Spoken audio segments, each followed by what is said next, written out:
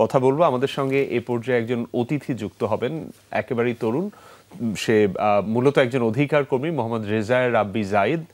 জায়েদ, শুভ সকাল, কেমন আছেন আপনি? জি জি জি, আলহামদুলিল্লাহ আমি ভালো আছি। শুভ সকাল।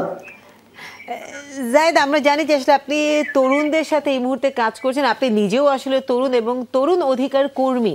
এই যে আমরা বলছি তরুণ অধিকার কর্মী, এই অধিকার কর্মী বলতে আসলে আমরা মানে আপনি আসলে কি আমাদেরকে বোঝাতে চান? এই বিষয়টা আসলে কি ধরনের মান হয় না দাঁড় করায়?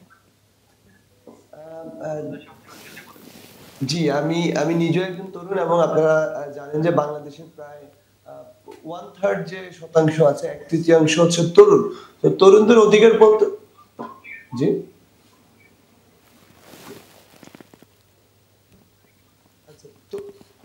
যে অধিকার, তরুণদের অধিকার আপনার বলতে আমরা বুঝি যে তরুণ বয়সে আমাদের কিছু দায়িত্ব, কর্তব্য কিংবা সামাজিক যে অধিকার আছে সেগুলোকে আমরা বুঝি। আমি যদি বলি যে একজন তরুণ হিসেবে আমার যে সামাজিক দায়বদ্ধতা বলে কিছু ব্যাপার আছে, সেটাও আমার অধিকারের পর্যায়ে পড়ে। একজন তরুণ হিসেবে আমার যেরকম শিক্ষার অধিকার আছে, আমার বেঁচে থাকার অধিকার আছে, আমার সুশিক্ষা, সামাজিক নিরাপত্তা এবং হচ্ছে গণতান্ত্রিক মানবাধিকার সহ সকল ধরনের অধিকার আমার হচ্ছে একজন তরুণ হিসেবে আমি ডিজার্ভ করি, যেটাকে আমরা বলি।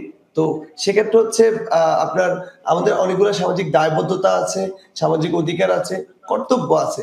কর্তব্যের ক্ষেত্রে যদি আমি বলতে যাই, আমরা হচ্ছে একজন তরুণ হিসেবে আমরা দেশ গঠনে সর্বপ্রথম আমাদের কাছে এগিয়ে আসতে হবে এবং সমাজ বিনির্মাণে আমরা যে সমাজটা বিলংস করি, এই সমাজটা হচ্ছে আমাদের পরিবার। তো এই সমাজটা, এই পরিবারটাকে যদি হচ্ছে আমরা ভালো ভালো রাখতে চাই, তো সেক্ষেত্রে হচ্ছে রোজায়ে রাব্বি, আসলে আপনার সাথে আমাদের আরো কথা হবে, কিন্তু এই মুহূর্তে যেটা প্রয়োজন সেটা হচ্ছে ছোট্ট একটা বিরতি। কিন্তু আপনি কোথাও যাবেন, আপনি ফোনের ওপারেই থাকুন। আমরা কিছুক্ষণের ভেতরে আবার ফিরে আসছি। সকালের বাংলাদেশের সবাইকে আবারও আমন্ত্রণ। এমদাদ আছি আপনাদের সাথে, সাথে আমি রুনি আছি, এবং আজকে আমাদের সাথে একজন যুক্ত আছেন, সে হচ্ছেন তরুণ অধিকার কর্মী মোহাম্মদ রেজায়ে রাব্বি জায়েদ, যার সাথে আমরা কথা বলছিলাম। রাব্বি, আপনি নিশ্চয়ই আমাদেরকে শুনতে পাচ্ছেন এখন। আপনি যেটা তরুণদের অধিকার নিয়ে কথা বলছেন, নিশ্চিতভাবেই তারা আসলে এই জায়গাগুলোতে তারা অনেক কিছুই তাদের প্রাপ্য। এই জায়গাতে বলবেন এখন বিশ্ববিদ্যালয়গুলোতে আপনারা কিভাবে কাজ করছেন, অধিকার কোন জায়গাতে আছেন, এই অংশ যদি রাব্বি বলেন।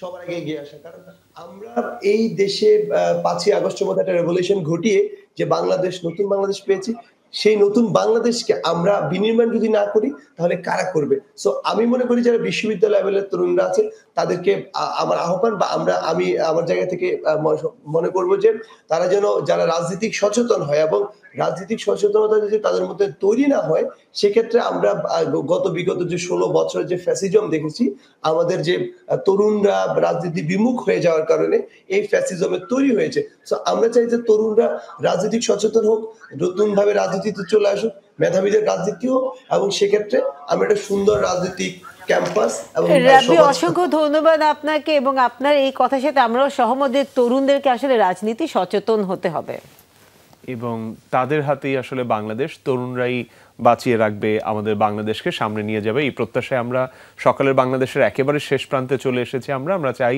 আপনার আজকের দিনটি অনেক সুন্দর হোক। আপনাদের আবারও শুভ সকাল। আবারও শুভ সকাল সবাইকে।